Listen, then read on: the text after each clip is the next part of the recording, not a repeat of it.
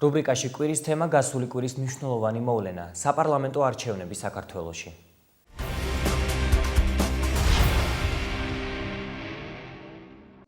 ოქტომბრის საპარლამენტო არჩევნების წინასწარი შედეგები ცნობილია.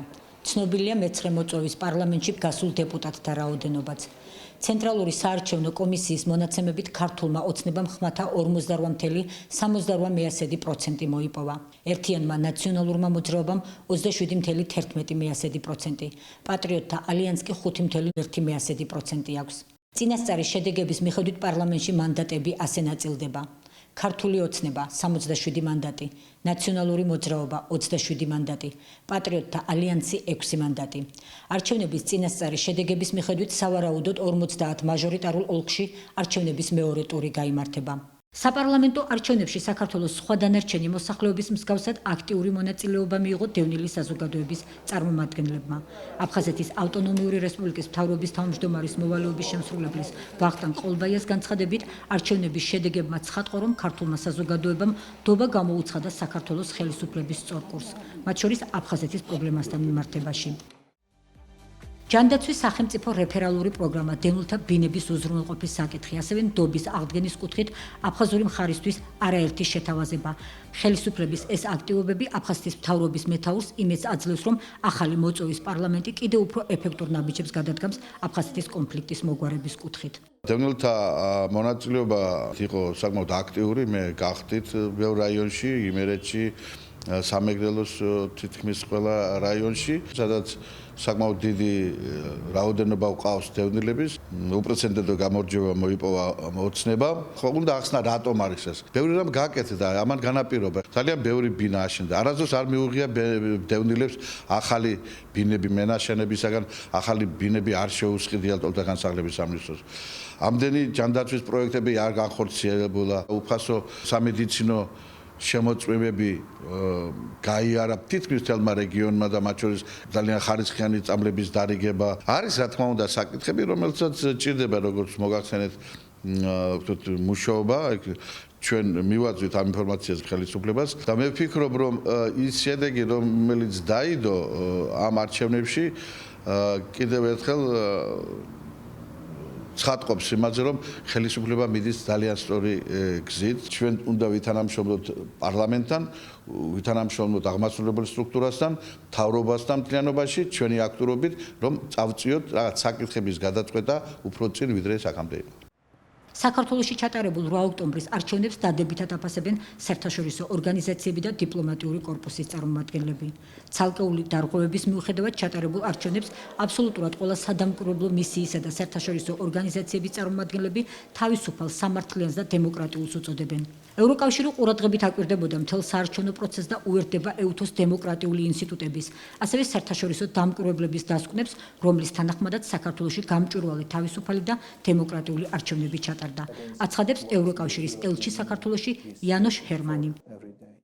გერმანიის საგარეო საქმეთა მინისტრ ფრანკ ვალტერ შტაინმაიერის განცხადებით, საქართველომ კიდევ ერთხელ დაამტკიცა თავისი ახალგაზრდა დემოკრატიის სიმწიფე და გამართულობა. ქართულმა ამომრჩეველმა ნათლად აჩვენა, რომ ისინი ევროპასთან დაახლოების, მტკიცედ განსაზღვრულ პოლიტიკას და მასთან დაკავშირებულ რეფორმებს კვლავაც დიდი უმრავლესობით დაუჭერენ მხარს. ნათქვამია გერმანიის საგარეო საქმეთა მინისტრის განცხადებაში. ამერიკის შეერთებული შტატების საელჩო საქართველოს კონკურენტული და კარგად ორგანიზებული არჩევნების ჩატარებას ულოცავს.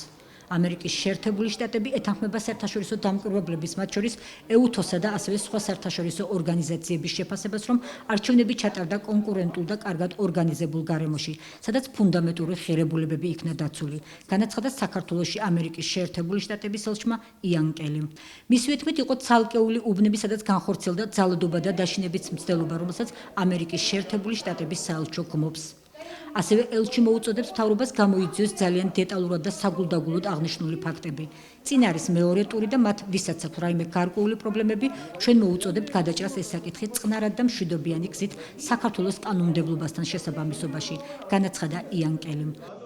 თავის მხრივ აღმასრულებელ ხელისუფლებაში აცხადებენ, რომ ყველაფერი გაკეთდება იმისთვის, რათა მაჟორიტარული არჩევნების მეორე ტურიც სტაბილურ გარემოში და უმაღლესი სტანდარტების შესაბამისად ჩატარდეს. არჩევნების შედეგებს მოსკოვიც თავისებურად ეხმაურება. 8 ოქტომბრის შემდეგ რუსი დეპუტატები ქართულ კოლეგებთან ურთიერთობების დალაგებაზე ალაპარაკდნენ. ამასთან რუსეთის სათათბიროს დსთ-ს კომიტეტის თავმჯდომარე ლეონიდ კალაშნიკოვი ამტკიცებს, რომ ამ არჩევნებით საქართველომ უარი თქვა დასავლურ კურსზე. არჩევნების შედეგებიდან გამომდინარე რუსი დეპუტატები შეეცდებიან ქართულ კოლეგებთან ურთიერთობები აღადგინონ. შედეგები ერთმნიშვნელოვნად გვიჩვენებს, რომ საქართველოს რუსეთთან თანამშრომლობა სურს, რადგან არჩევანი ძირითადად ორ პარტიას შორის იყო. პარტიამ ქართულმა ოცნებამ ნაციონალურ მოძრაობასთან დამაჯერებელი სხვაობით გაიმარჯვა. ეს არ ნიშნავს, რომ ისინი აღიარებენ აფხაზეთისა და სამხრეთ ოსეთის მოვლენებს, მაგრამ ეს არის მკაფიო ნიშანი ვეძებოთ კომპრომისები. ჩვენ კომიტეტში მივიღეთ გადაწყვეტილება ერთი კვირის შემდეგ მოვისმინოთ ინფორმაცია ქვეყანაში არსებულ ვითარებაზე და შევეცადოთ დავამყაროთ ურთიერთობები ქართულ პარლამენტარებთან. რუსეთთან ურთიერთობების წინააღმდეგი არც ქართული მხარეა, თუმცა ხელისუფლების წარმომადგენლები განმარტავენ, რომ ქვეყნის ევროპული კურსის ცვლილება არ მოხდება. ოკუპირებული ტერიტორიების ხარჯზე რუსეთთან დიპლომატიური ურთიერთობების აღდგენა გამორიცხულია, აცხადებს აფხაზეთის ავტონომიური რესპუბლიკის მთავრობის თავმჯდომარის მოვალეობის შემსრულებელი ვახტანგ ყოლბაია.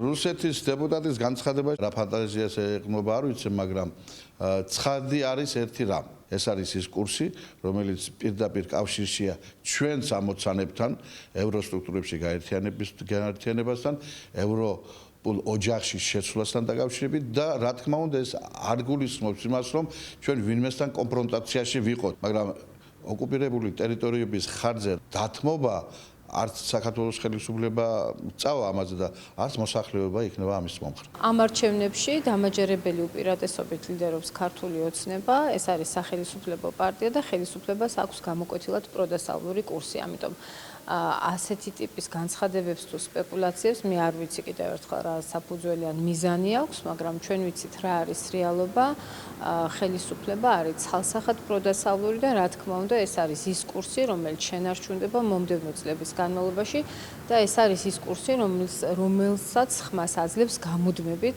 ქართული საზოგადოება მისი აბსოლუტური უმრავლესობა. ქვეყნის ორიენტაციის რადიკალური ცვლილება შეუძლებლად მიაჩნიათ პოლიტიკოსებსა და ექსპერტებსაც. პროდასავლურ არჩევანზე ვარი თქვა, მე არ მიმაჩნია სწორედ ეს განცხადება, ამის ცალსახა რაღაც რაციონალური არგუმენტი არ არსებობს. ქართული ოცნება თავის 4 წლიანი ყოფნის პერიოდში განაგრძობდა როგორც ევროკავშირთან, ასე ნატოსთან ურთიერთობას. გამარჯვებული პარტია, რომელიც პარლამენტში უმრავლესობით შედის და საკონსტიტუციო უმრავლესობით, მისი უმთავრესი დაპირებები სწორედ ეხებოდა იმას, რომ საქართველო გააგრძელებს ევროპულ და ევროატლანტიკურ ინტეგრაციას. ეს რომ არ ყოფილიყო, მაშინ ელემენტარულად ვერ გაიმარჯვებდა საქართველოში ეს პარტია.